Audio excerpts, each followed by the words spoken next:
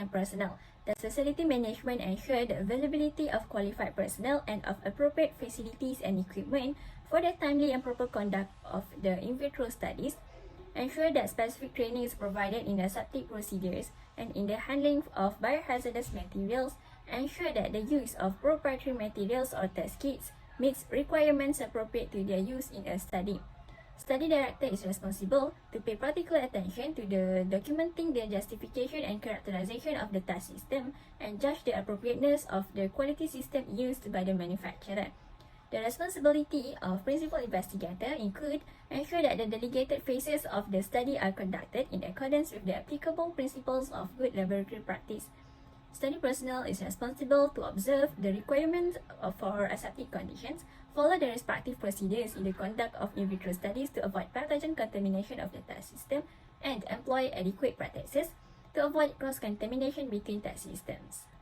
Quality assurance function is based on organizational rather than scientific procedures, does not interfere with the technical and scientific conduct of studies. Quality assurance inspections include reviews of procedures to assure compliance with the study plan, SOPs, and the principle of GLP. The responsibilities of quality assurance include assessing and assuring functional and morphological status and integrity of cells, tissues, and other indicator materials, monitoring for potential contamination by foreign cells, mycoplasma, and other pathogens, or other adventitious agents as appropriate, and ensuring sterility of materials and supplies used for cell and tissue cultures.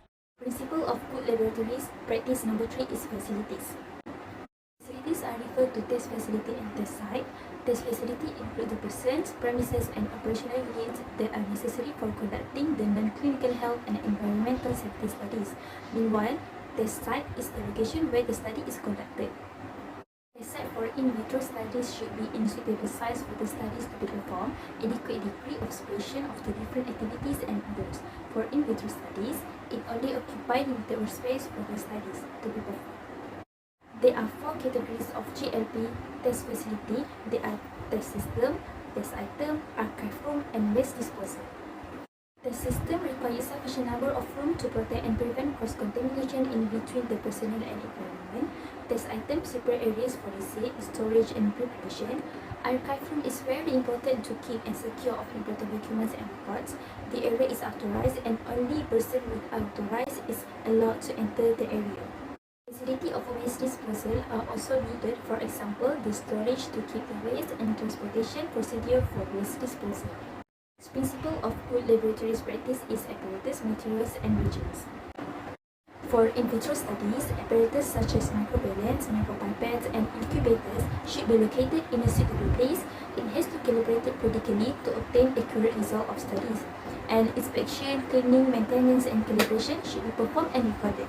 For substances like chemicals, reagents, and solution, it has to be labeled with identity, concentration, expiry date, and storage condition. Next is test system application to in vitro studies. According to OECD, test system is defined as any biological, chemical, or physical system or a combination thereof used in a study. As usual, they are divided in physical or chemical test system and biological test system. The physical or chemical test system for in vitro studies includes cell counters, bioreactors, cell culture reagents, shaking incubators, and others. Meanwhile, for biological test system for in vitro studies are cells, line, and tissues.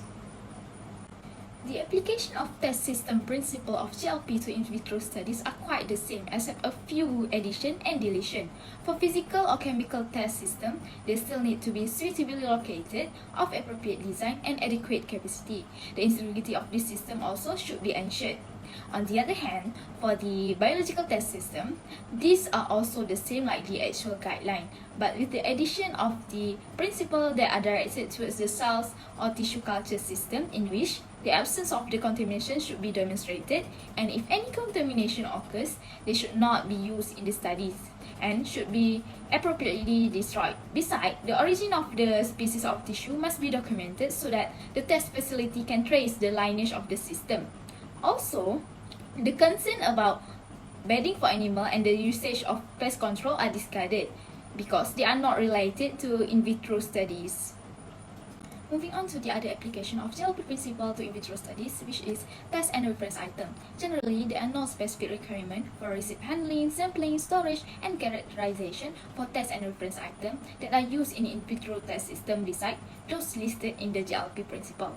However, a static condition may be required in the handling to avoid microbial contamination of test system. Furthermore, for negative, vehicle and positive control item, it may or may not necessary to determine the concentration and homogeneity as long as there is evidence for the correct expected response of the test system to them. The expiry date of such control item may also be extended by documented evaluation or analysis. The evaluation may consist of documented evidence that the response of the respective test system to this positive, negative, or vehicle control item does not deviate from the historical control values recorded in the test facility. The seventh principle is Standard Operating Procedure or SOP. Definition of SOP is documented procedures which describe how to perform tasks or activities normally not specified in detail in study plans or test guidelines. SOP is a series of documents that explain how things done in test faculty. There are activities and processes specific to in vitro testing that should be described in SOP. Such SOP should therefore be additionally available for, but not be limited to. The following are the illustrative examples for test facility activities related to in vitro testing. For facilities, environmental monitoring with respect to pathogens in the air and on surface, and actions to take in the case of infection or contamination in the test facility or area. For apparatus, monitoring of liquid nitrogen levels in storage containers and calibration, and monitoring of temperature, humidity, and CO2 levels in incubators. For materials, reagents, and solutions, screening for common pathogen contaminants, description of procedures for choice and use of vehicles, and verification procedures for compatibility of vehicles with the test system. For performance of the study, aseptic techniques, acceptance criteria for study validity, and criteria for assay repetitions. For test systems, conditions for storage and procedures for freezing and thawing of cells and tissues, testing for common pathogens, visual inspection for contaminations, verification procedures such as use of acceptance criteria for ensuring properties and responsiveness on arrival and during use, whether immediately after arrival or following storage. And lastly, for quality assurance, definition of critical phases and inspection frequencies. Next, the ACT principle is performance of the study. Performance of the study involves 4 steps, which are started with planning, conduct of the study, reporting, and lastly archiving. The GLP requirements for the performance of in vitro studies are identical to those provided for the more conventional setting studies. In many cases, the OECD consensus document on the application of the GLP principles to short-term studies may be consulted in combination with the OECD GLP principles in order that in vitro studies may be conducted in a GLP compliant way. Based on the OECD GLP principles, the study plan should contain 6 information. Firstly, identification of the study, test item, and reference item. It involves a descriptive title, a statement which reveals the nature and purpose of the study, identification of the test item by code or name, and the reference item to be used. Secondly, information concerning sponsor and test facility. It involves name and address of the sponsor, any test facilities and test sites involved, study director, principal investigator, and the phase of the study delegated by the study director and under the responsibility of the principal investigator.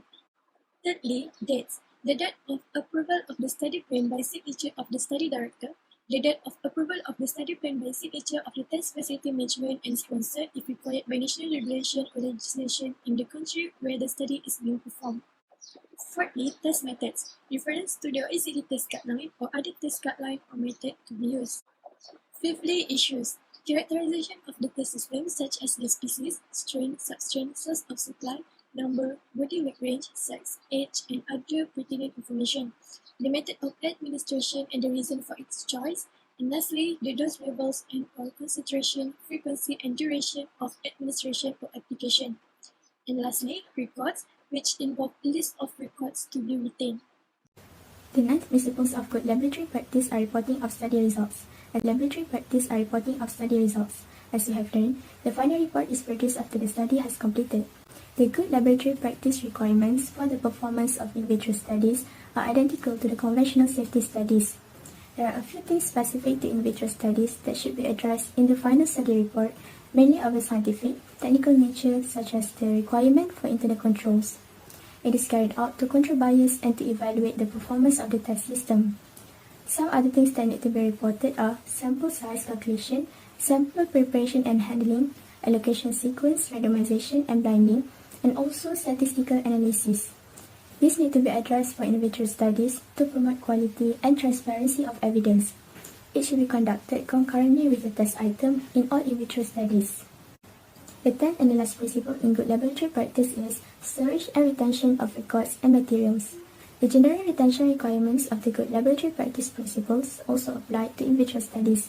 Samples of long-term preservable test systems should be retained, especially test systems of limited availability, such as special subclones of cell lines. The reason is to enable confirmation of test system identity and for study reconstructability. For in vitro studies, which can be characterized as short-term studies, the retention of samples of test item should be considered, especially in cases where it constitutes the bulk of safety studies. Records that are used to establish the acceptable response range of the test system should also be retained. The study director is responsible for ensuring all the study data is transferred in a timely manner to the archives. Once archived, the responsibility for the safekeeping of study data passes from the study director to test facility management. That's all for our presentation in good laboratory practice for in vitro studies. Thank you for listening.